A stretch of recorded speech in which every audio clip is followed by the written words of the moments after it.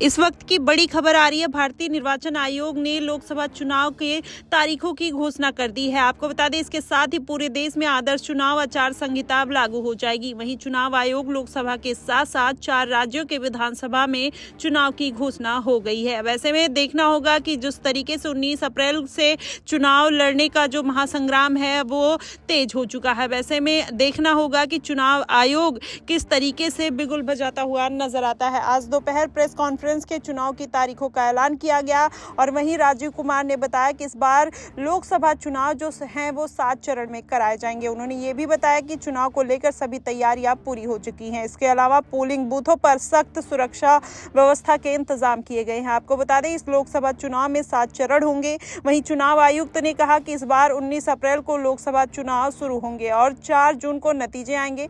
7 चरणों में इस प्रकार चुनाव होगा। पहला जो चरण होगा 19 अप्रैल को, दूसरा चरण 26 अप्रैल को और तीसरा जो चरण होगा वो 7 मई को और चौथे में 13 मई, 5वें चरण में 20 मई और छठे चरण में 25 मई और 7वें चरण जो होगा 1 जून को और नतीजे जो आएंगे वो 4 जून को आएंगे। आपको बता दें, पहले चरण में 21 राज्यों के कुल 102 लोकसभा सीटों पर वोटिंग होगी। वहीं दूसरे फेज में 13 राज्यों की 89 सीटों पर और तीसरे फेज में देखा जाए तो 12 राज्यों की 94 सीटों पर और 10 राज्यों की 96 सीटों पर, 8 राज्यों की 49 सीट और 7 राज्यों की 57 सीट और 8 राज्यों की 57 सीटों पर वोटिंग होगी। ऐसे में आम चुनाव के साथ 4 राज्यों में विधानसभा चुनाव होंगे और वहीं देखा जाए तो आंध्र प्रदेश में 13 मई से चुनाव होंगे। सिक्किम और अरुणाचल प्रदेश की बात करें तो 19 अप्रैल को वोटिंग वहां पर होने चालू हो जाएगी। वहीं ओडिशा की बात करें तो मतदान 13 मई से 4 चरण में होने चालू हो जाएंगे।